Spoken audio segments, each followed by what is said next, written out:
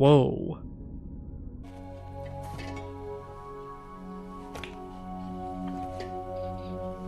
Yeah. Some things happened before. Gonna probably need to replace some of the lab equipment. This, the chemistry, is my realm. I am in charge of the cooking. Out there on the street, you deal with that. This operation is Great use of the cuts in between. silent partner. No matter what happens, no more bloodshed. Taking in the frame, Walter is in control.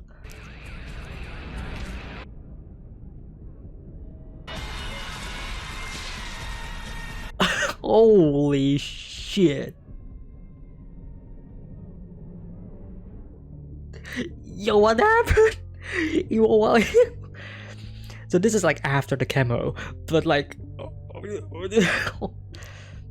already hooking me in once again, right? You know, honey, you really don't have to. I like being here with you. And have you been in touch with Elliot? Because, I haven't seen a check from him. Yes, I got it. Really? It came. Yeah. And it came last week, and I put it right into my... Again, the mannerisms. You know, people who are lying, that are kind of uncomfortable with it, and usually have, you know, a lot of movement to them. Wow. Chemical reactions involve change on two levels, matter and energy. Okay. When a reaction is gradual, the change in energy is slight. I mean, you don't even notice the reaction is happening. For example, when rust collects on the underside of a car. Cancer. But if a reaction happens quickly, otherwise harmless substances can interact in a way that generates enormous bursts of energy. Yeah. I mean, we've already established that every time Walter does these lectures, it's an analogy of his own life. And fulminate of mercury is a prime example of that.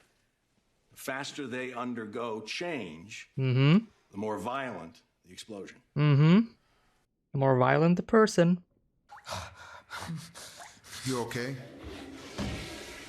I got it, Mr. White. Don't worry. You got kids to teach. More people helping him. Thanks, Hugo. Hey, at least he thanked him. You know, to feel the difference when I put my arms around him. Cancer support group.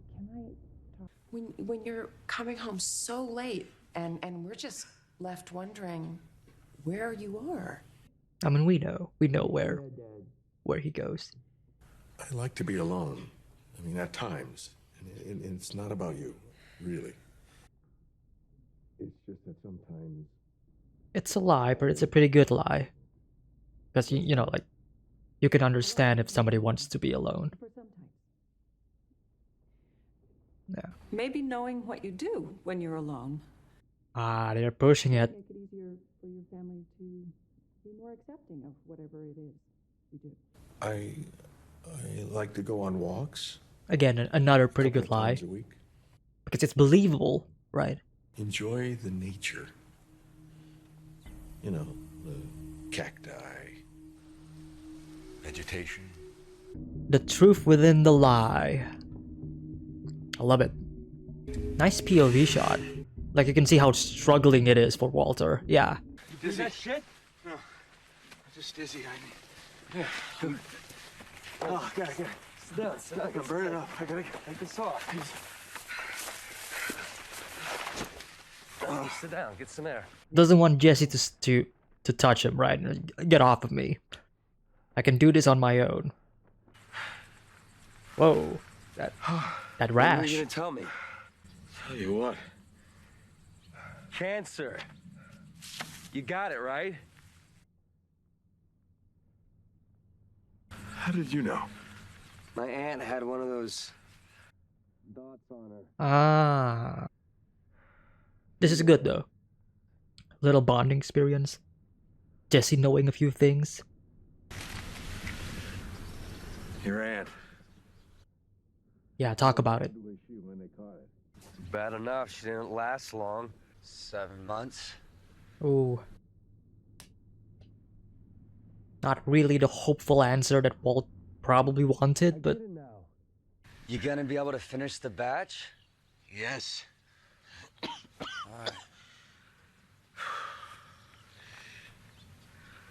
No. hmm. You do it. This shows that Walter knows some limits, but he is bossing Jesse around. Right? He is still in control. Like, it's not extreme yet, but if this keeps happening again and again and again, right? Like fast forward to like a couple of seasons later, I could definitely see Walter, pushing it. And I have a feeling that Jesse's probably not gonna like it. But it's acceptable for now. Is that one we found way out in the boonies? That cook site? Property of J.P. Wynn Chemistry Lab. That's Walt School. Shit. They're on to them. Whoa, whoa, whoa, what is this?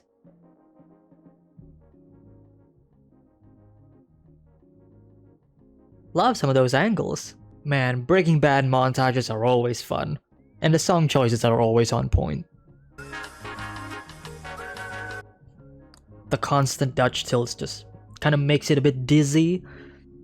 But that's just kind of like how it feels, right? Prepaid cell phone. Use it.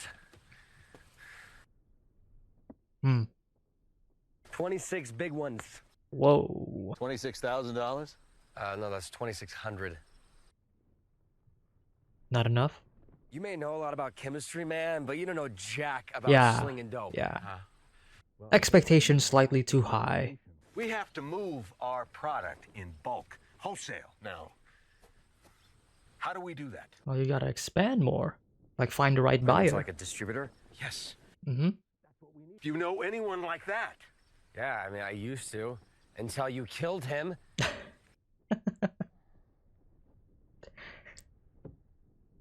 Yeah, you're in a bit of a pickle here. Who took Crazy Eight's place? Some guy named Tuco. Tuco. From what I hear. Tuco. Okay, so then just go talk to Tuco. It's not that easy. Would you be interested in a felony quantity of methamphetamine? Well, Yeah. yes, but maybe with a little more salesmanship, You perhaps. just don't get it, man. Okay, this guy's OG. We got ourselves our obstacle. You need an intro. You need someone to vouch. Well, who introduced you to Crazy Eight? Emilio, that's only because I knew him from like 3rd grade, and we can't talk to Emilio either. Yeah. And is this why Walter was the one who went to Tuco? Wait, Come on! Jesus! Just grow some fucking balls!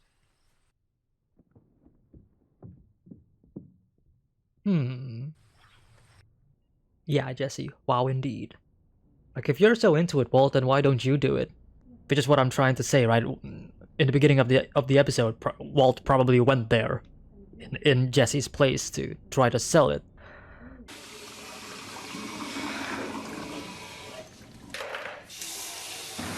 Here we go. Mr. White?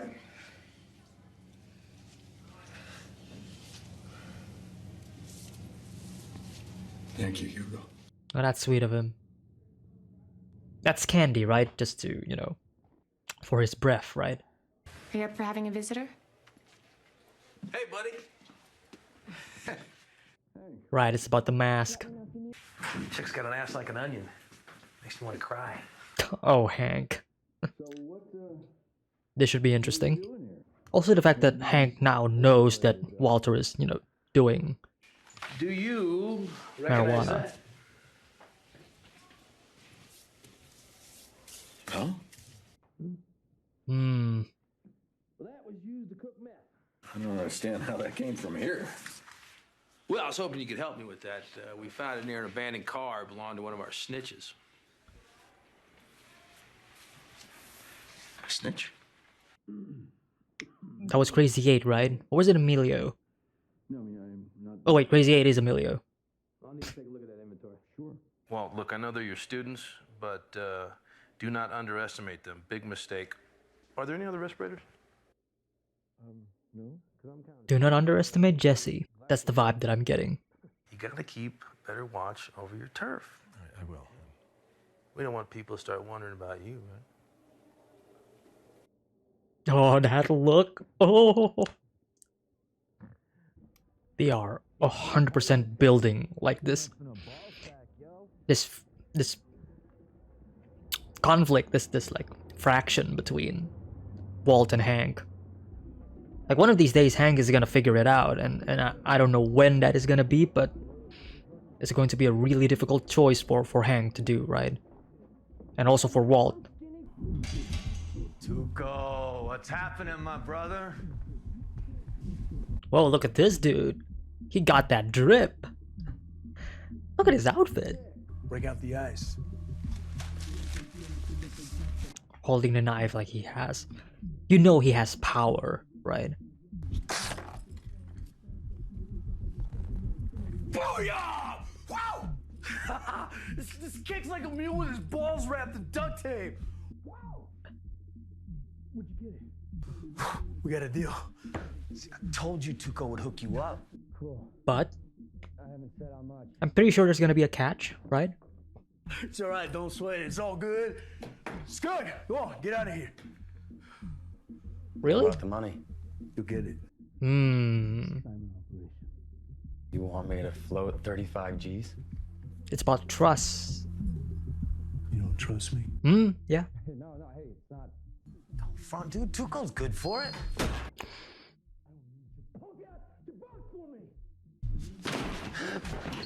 Whoa, whoa, whoa, whoa, whoa, whoa, whoa, whoa, whoa. Yeah, bad idea, bad idea. Tuco is a bit unhinged, so he has that scare factor to him. Right, like you don't know what he's gonna do.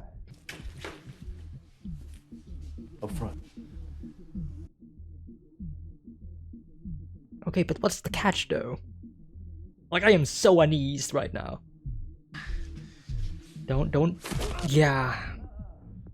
False sense of security. Oh, that's the bag that Walter was holding, isn't it? Don't mind if I call you Hugo. Hugo? They're not gonna. Yeah, what do you got there? All right. Welcome. No. Got 2 words for you. Background check. How about that? Hugo is the first casualty, right? For Walt. That he did not intend at all. They were building up how kind he is. They were building up how he, you know, respects and cares for Walt. And then he's the one who got it, right? He's the one who got arrested by Hank. Another personal Walt, but you wouldn't know a criminal if he was close enough to check you for a hernia. Well, that's ironic. Yeah, that stare from Walt. What's gonna happen to him, Hugo? Oh, he's, well, I mean, he's going to lose his job like he should. Probably spend a couple months in county, because it's not his first rap. I'm waiting.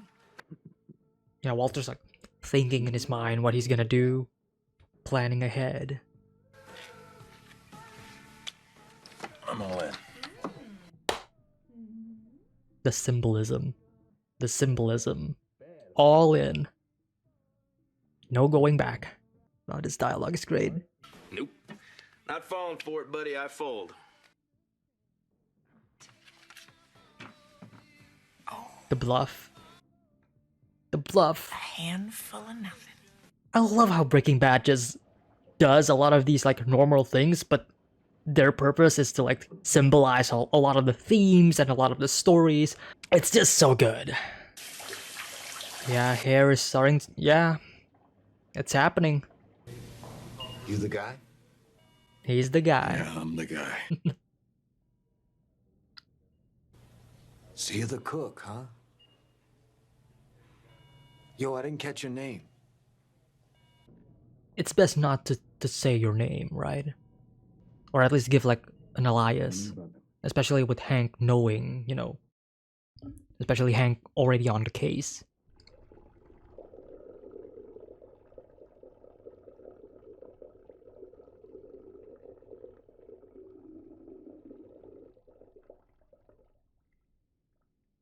That is disgusting and that is so orange.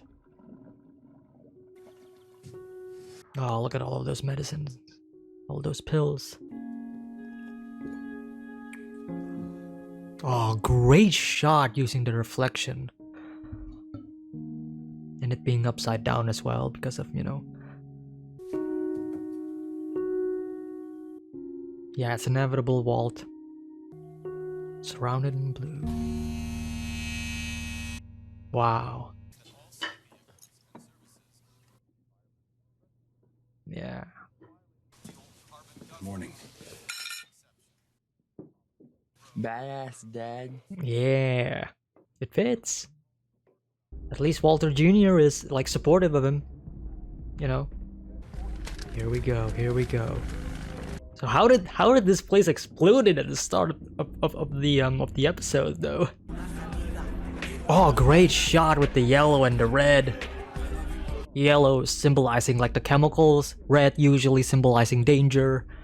I want to talk to Tuco, and I'm not leaving until I do.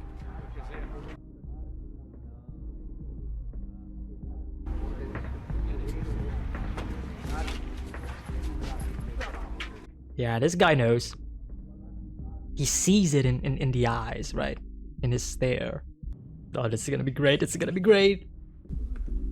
What's your name? Heisenberg. Heisenberg. Okay. Okay. Okay, Heisenberg. I just talked about him, you know, not using his real name. It's your meeting. Why don't you start talking and tell me what you want? $50,000. Walter is in command. He is in control of the scene. You know what? You want to know why? It's because he's standing and Tuco is sitting. Tuco has to look up. Walter's the one who is showing dominance. Holy shit, that is so okay. That is so extra. Oh shit. I steal your dope. I beat the piss out of your mule boy. And then you walk in here and you bring me more, man? Tuco is fun though. You got one part of that wrong. Oh. This is not meth.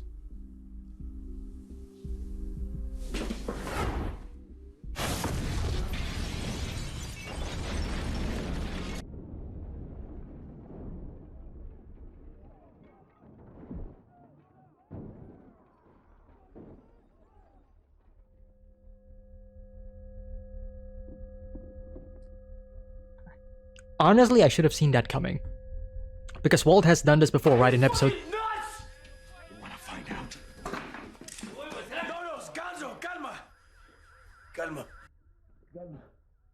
That crystal that your partner brought me, it sold faster than $10 ass in TJ. Another pound next week. Mm-hmm. We got a deal. Sometimes you gotta rhyme to keep your riches. 1 pound is not gonna cut it. You have to take 2. Hey, what is that shit? Fulminated mercury. A little tweak of chemistry. Yeah, Tuco likes it. Wow. Wow. Yep. Back to the beginning of the episode. Oh, that look on his face, that look of determination.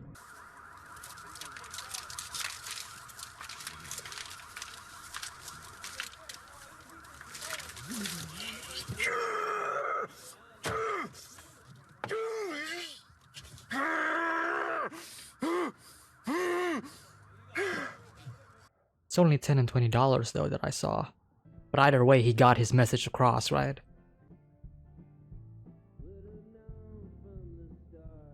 Oh, I saw that little smile from Walt. And every time Walt does something crazy, he goes to his car and then he smiles a bit.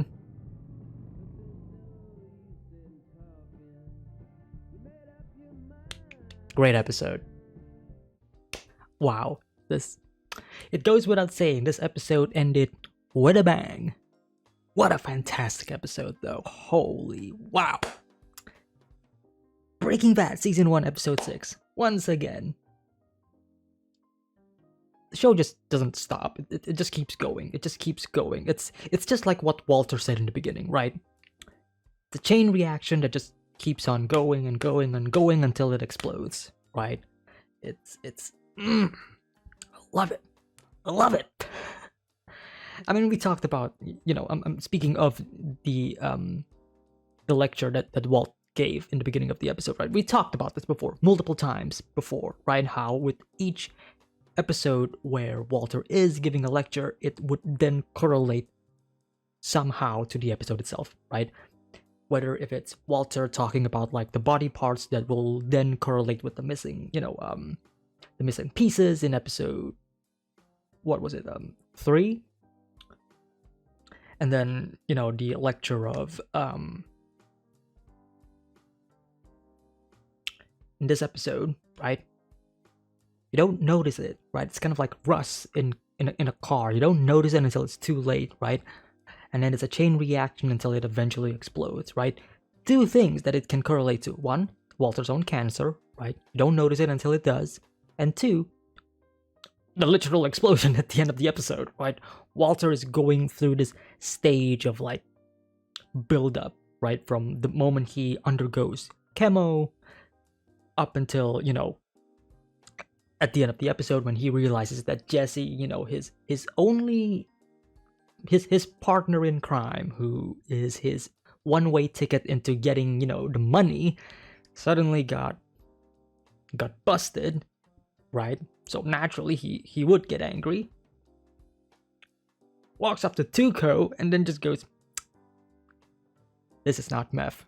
That is so badass. I just mwah. I love the show. I love the show a lot.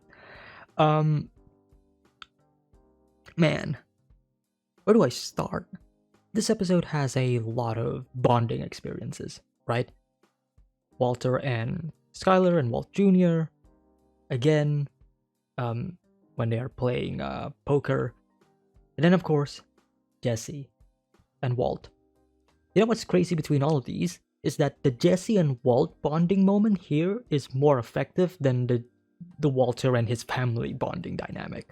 Why? Because with Jesse, he has experienced this before, right? Through his aunt, right? He knows, you know, like what a person with cancer has gone through, a person who is undergoing chemotherapy, right? So he can kind of understand Walter's position, Walter's situation, right? And it's this like sympathy from Jesse, right, which we have not seen before. Because Walter is controlling him, right? He's trying to control him. I know I've been using that word again and again and again throughout all of these discussions, but like it is the case, right? Ultimately, Walter say that this is a partnership, but in reality, it's like Walter wants to be in command, right? He wants to be like the top dog. He wants to be, you know, like the boss. And Jesse's like his little, you know, his minion, right? The person that he orders and bosses around, right? Even though it's supposed to be a mutual relationship, right? We're still in its early stages, but like I mentioned in the reaction, right? The more this goes, the more crazy it gets, the more chemical reaction that these two produce, then the more Walter's probably gonna explode, the more he's probably gonna push it too far.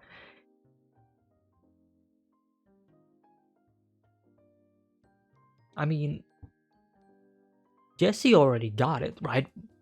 When Walter told him to go to Tuco and, you know, tell him to give us more money.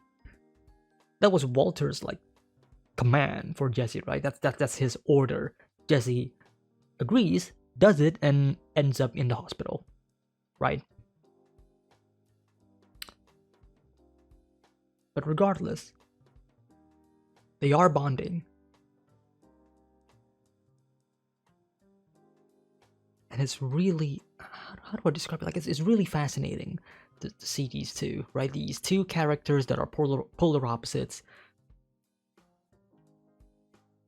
bonding because one, they know meth, and two, they know cancer. One has cancer and the other one has experience with another person in their lives having cancer. Whereas with Walter's own family, right? Skyler, Walter Jr., Hank, Mary. I get the feeling that they've never actually, had a family member that close that has cancer, right? And Walter's like, then again, Walter is pretty close, right? Literally, Skyler's husband and Walter Jr.'s like father, right? So it's this kind of interesting dynamic between, these two groups of characters, where one can easily bond with Walter because of the fact that they know what cancer does to you and what, of how one facing their own mortality could change them, right? It could make them do extreme things.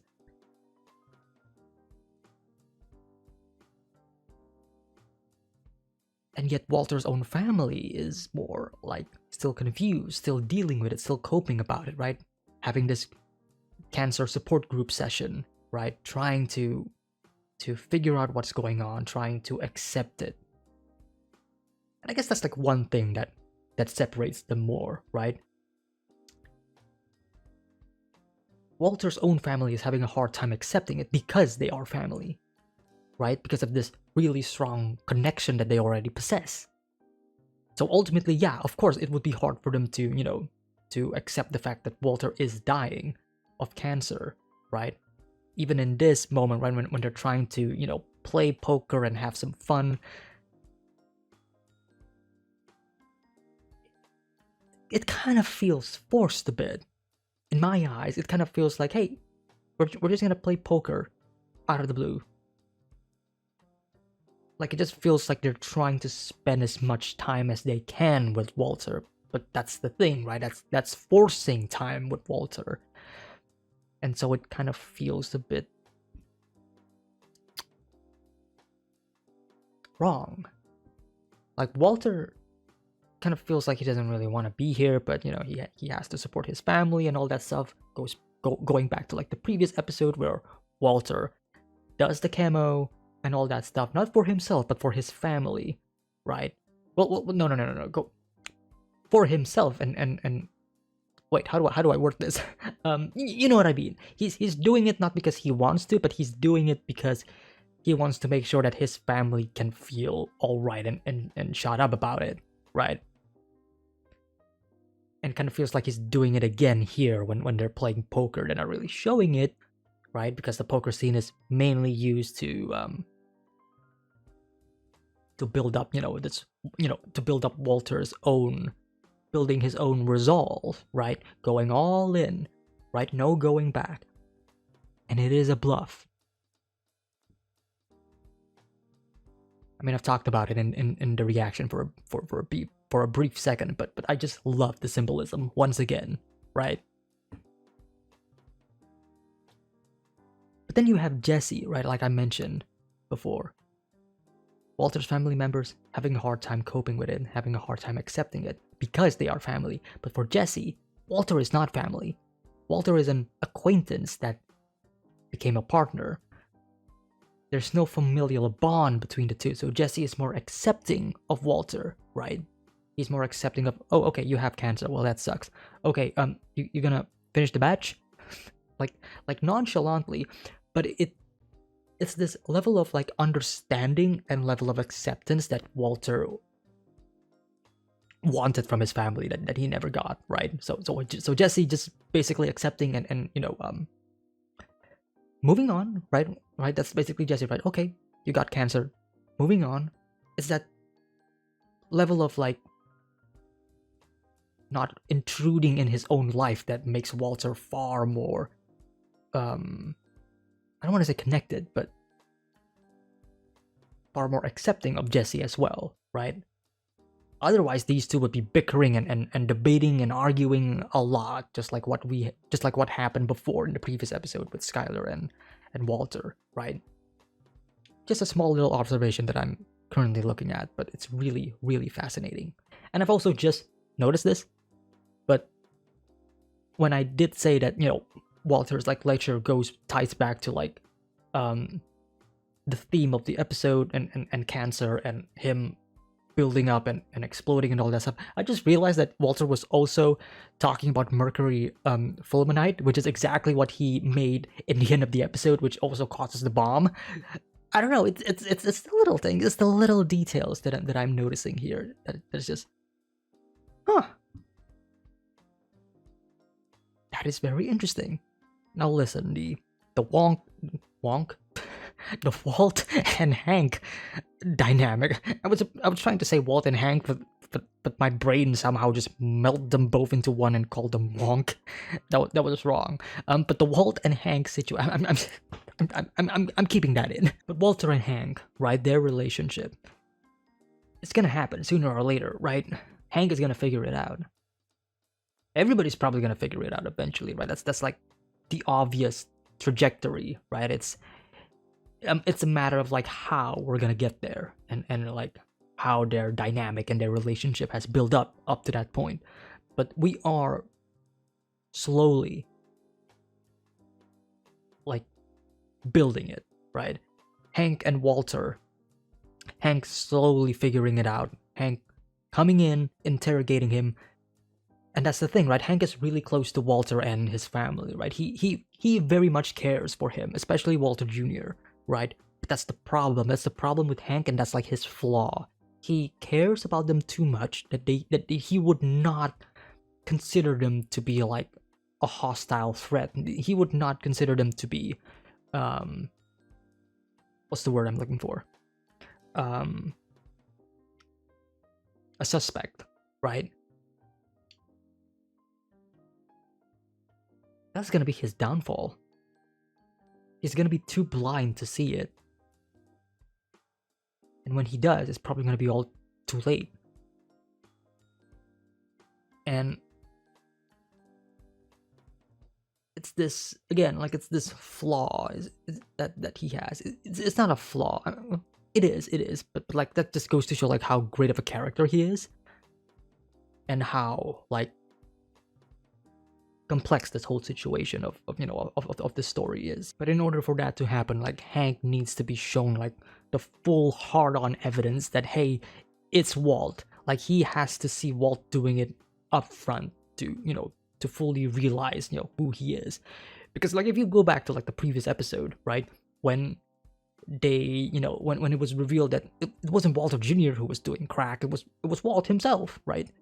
Hank was just laughing about it. Like he was just like, Walt? Really? Well, it happens. You know what I mean? Like he's very nonchalant about it. Like he gives Walt too much credit. And one of these days, it's gonna fall apart. And just going back a bit, like the scene before that, just want to appreciate like Bryan Cranston's like acting and the way he is directed into the scene. Like his mannerisms and the way he acts, the way he talks, like he's a liar, and it shows. But it's like the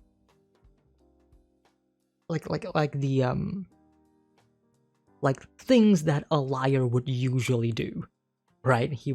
When Hank was asking him, like this question, the way he was cleaning his hand, he was like he's cleaning his hand really slowly. He's trying to process like what's the right word to say, what's the right word to lie. Every time Hank questions him, Walter would either turn away, look back, or just look down. Doesn't want to make eye contact because that's just how it is. you know, like trying to find any activity to do to avoid contact whatsoever with Hank. Like here, for example, right? He just picks up some of these like paper and then just trying to tuck it. Like he doesn't really need to do it, but you know, he's trying to find any activity to you know, to avoid him at all costs, right? Like here, like yeah, just, you know, just doing his stuff. Like it's the subtle things. It's the subtle acting and the subtle direction that, you know, that was given to every character in this show that I really love and appreciate. Yeah, looks down again. Looks down, doesn't want to see him. You know what I mean? So now let's talk about Tuco. That man got drip. Look at him. Look at him. That man got drip. He look, he just extrudes power, right? He just, like, the way he sits, the way the camera is angled, right? It's the camera is like in the table but slightly tilted upwards, right, to show that, you know, he is in command, right? Holding the knife, showing that, hey, you do as I say. And the camera angle still, once again, like throughout most of the scene, pointed upwards. It's this, not a kingpin, but like this boss figure, right? This powerful figure, right? That does whatever he wants and gets whatever he wants, right? Do it. He does. Always in control, always in command. Until the final scene. Now, the camera is on the top, looking down. We're like in Walter's over the shoulder shot, but looking down at Tuco. Isn't that fascinating? When Tuco was with Jesse, the camera was like looking upwards, right? To show his dominance. But now, it's pointing downwards. We're looking down at him, right? We as an audience, we as Walter is looking down at Tuco. He is powerless. He is not in control of the scene. And it shows. By the end of the scene, he is totally not in control because Walter is the one who has the upper hand. You look down on him. And he's looking up. He is forced to look up, right? Tuco is asking Walter to sit down. Come on, let's have a talk. Walter's like, no. No. I don't want to see eye to eye to you. I don't want to look at you on the same level as if we are on the same level. We are not at the same level. You are gonna look me with respect, and you're gonna see me as who I am. It's this subtle, it's not really subtle, it's camera techniques that oftentimes cinematographers use and photographers use to evoke a certain visual narrative and visual storytelling, that if you understand the shot composition, if you understand camera angles and their uses and what they usually symbolize, it because a lot of times, right, unbeknownst to a lot of people who sees, you know, these photos, usually there's a reason why some shots are angled in a way, right? If a shot is like tilted, it's a Dutch tilt. Usually Dutch tilts are meant to evoke a sense of uneasiness and it works. Here, it's I forgot the name of it, but the I forgot the term that is used for camera shots that is like looking downwards, but it's meant to showcase like power and superiority against others, and it shows. Tuco is powerless.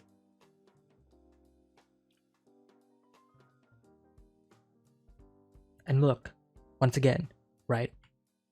Tuco is the one that eventually stands up. Tuco was the one who wanted Walter to sit down to be on his level.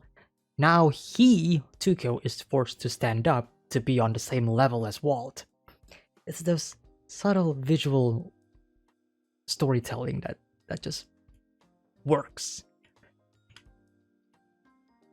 And when he does, boom, this is not meth. Explodes. Great explosion, by the way. It's like, I'm pretty sure this is practical, right? Like I don't think they would use visual effects. Well, I mean they could, like some finishing touches, but like most of the explosion that I saw feels pretty real to me.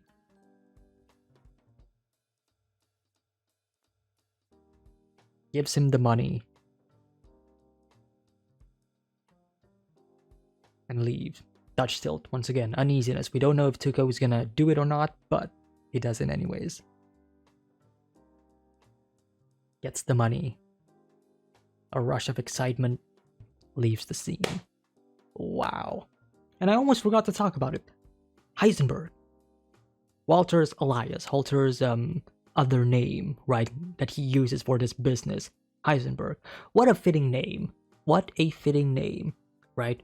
Heisenberg. The physicist that won the Nobel Prize. Just how fitting is that? One for like the quantum mechanics, but like, was it quantum mechanics or quantum physics? Hang on. Quantum mechanics. Okay. Fitting name. I love it. And that's pretty much it for my discussion for Breaking Bad Season 1, Episode 6. Fantastic episode. We're about to finish Breaking Bad Season 1 next week. So, see you all there. If you want early access, it is available on Patreon. Links are in the description below. Thank you all so much for tuning in. And drop a comment if you want to discuss more. No spoilers, obviously, but man, it's been a ride. It's been a hell of a ride. See you all next time. Have a nice day. Take care. Peace.